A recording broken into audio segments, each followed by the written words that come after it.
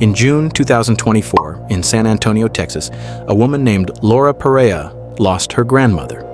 Laura and her siblings went to clean out their grandmother's estate, preparing it for the sale. At first, everything seemed normal. Just dusty furniture, boxes of old photographs, and yellowed newspapers from decades ago. But in the back of a guest bedroom, inside a cedar chest, Laura found something disturbing.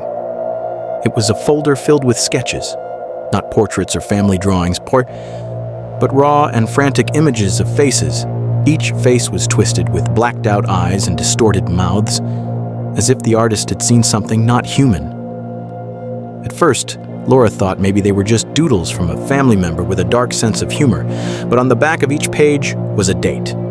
And the dates were recent, 2021, 2022, and even as recent as March 2024. The problem was Laura's grandmother had been in a nursing facility since 2019. She couldn't have drawn them. One sketch made Laura's blood run cold. It wasn't just a face. It was a long, narrow hallway, and at the far end crouched a dark figure. Beneath it were the words, "It watches from the corner."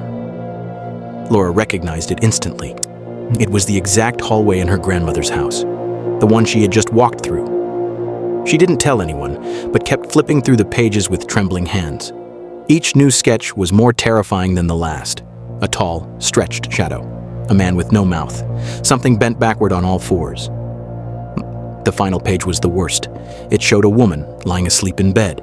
Above her was a hunched figure, its hands outstretched, and below the words, "It comes at night."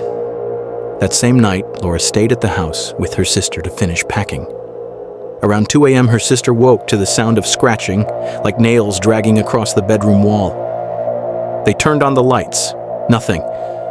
But when Laura checked the hallway, she saw a shadow disappear into the corner. Tall, terrifying. The next day, Laura contacted the nursing facility. She asked if her grandmother had ever drawn while living there. The staff said, no. In fact, since 2019, her arthritis had been so severe she could barely hold a pencil. So who had made these sketches? Laura brought the folder to a local historian. He explained that the house had belonged to a psychiatrist in the 1940s. He treated patients privately, many of them suffering from schizophrenia and night terrors. Old reports even mentioned hallucinations of a tall, dark figure in the home. Many of those patients had stayed in the very same guest room where the sketches were found.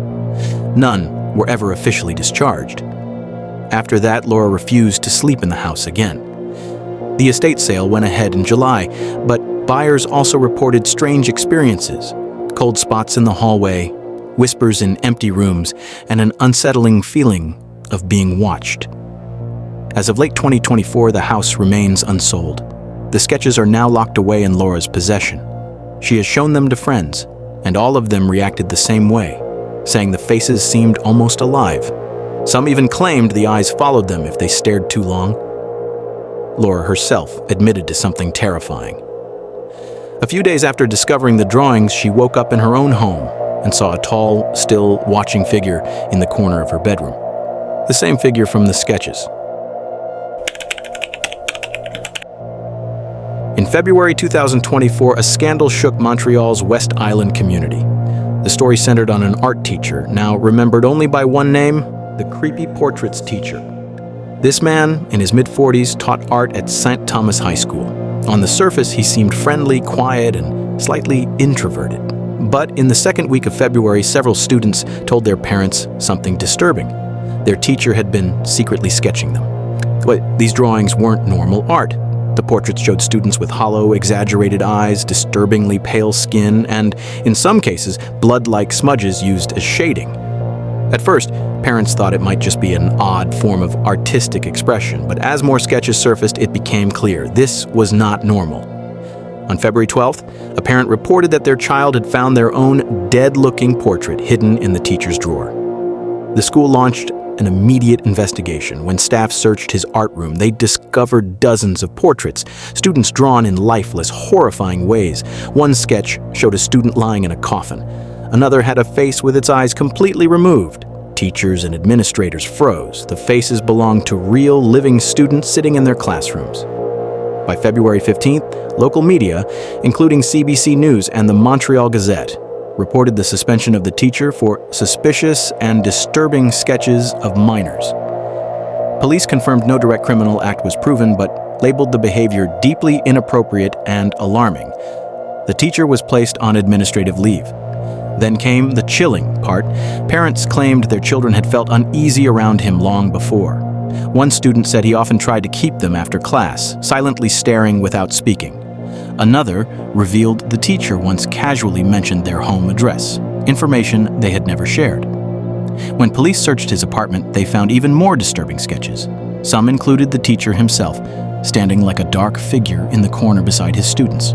Though no illegal photos or physical evidence were recovered, the level of detail suggested he may have been secretly following students.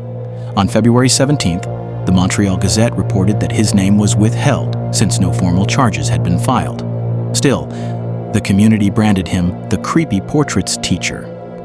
Parents signed petitions, and the school board confirmed he would never return to a teaching role. Students who lived through it still recall that February. Many later admitted they never felt safe in his class, but dismissed him as just weird. When the sketches came to light, that weirdness was exposed as something darker, an obsession. The most unsettling discovery was that some portraits were of children not yet enrolled in the school. How he had such accurate details of their faces remains an unsolved mystery.